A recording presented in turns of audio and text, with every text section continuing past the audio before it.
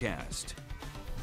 Well, locally this weekend, pretty good. A little bit on the cool side, but no major issues if you have outdoor plans. We'll get more to your local Futurecast coming up in just a few minutes.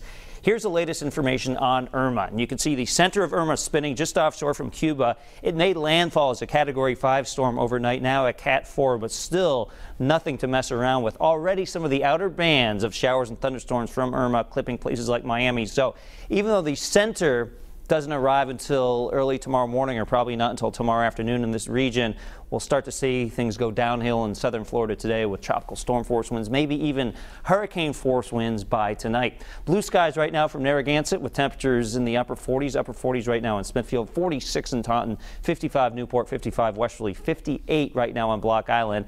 And our Futurecast does show the potential of a shower or a sprinkle during this afternoon, but not a washout by any means. We clear out the skies overnight, and then tomorrow, more of the same, some sunshine mixed with those fair weather cumulus clouds, but occasionally those cumulus clouds may turn dark and bring out a few raindrops, even a slight chance of a thunderstorm tomorrow afternoon. But again, most of the weekend we are not seeing rain. Your Futurecast for later this afternoon calls for highs in the upper 70s, around 71 in Providence, upper 60s from Westerly to Newport and Jamestown, with our forecast in Providence showing around 71 by 3 o'clock in the afternoon with a brief shower possible. So pretty comfortable, maybe t-shirt weather this afternoon, but you may want that long sleeve shirt if you're out and about this morning.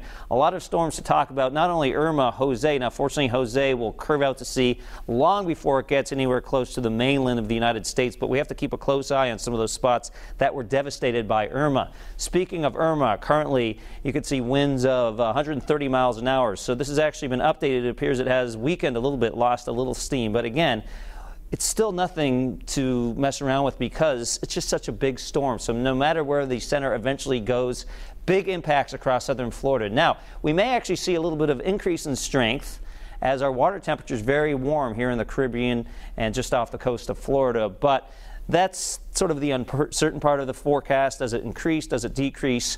We are expecting, though, it to stay a major hurricane before it makes landfall. That's why you see hurricane warnings up and down the Florida coast. Now, we'll get you to the track in just a second, and the center of the track is actually important.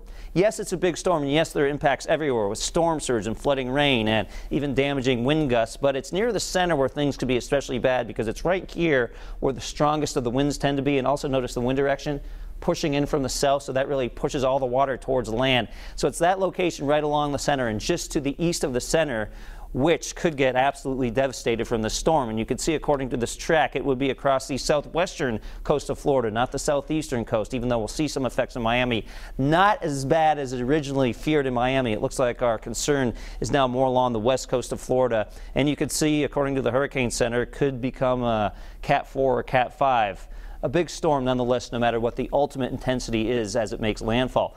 Where it makes landfall is also uncertain. You could see it could end up clipping the southwestern Florida coast or stay just offshore, getting up towards Tampa over the next couple days. So obviously some concern in Tampa as well. All right, I wanted to show you a map, and this is courtesy of NOAA, the National Weather Service, National Hurricane Center. This is a worst case scenario storm surge map. I realize you can't see all the fine lettering, but what you really have to pay attention to is this red color.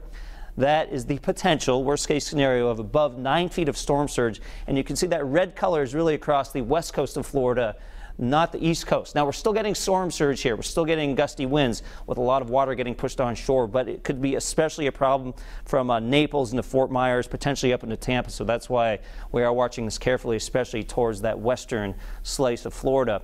And as we back up for just a second and look more at the timing, if it were to make a landfall here in Florida, it would be around 2 o'clock tomorrow afternoon.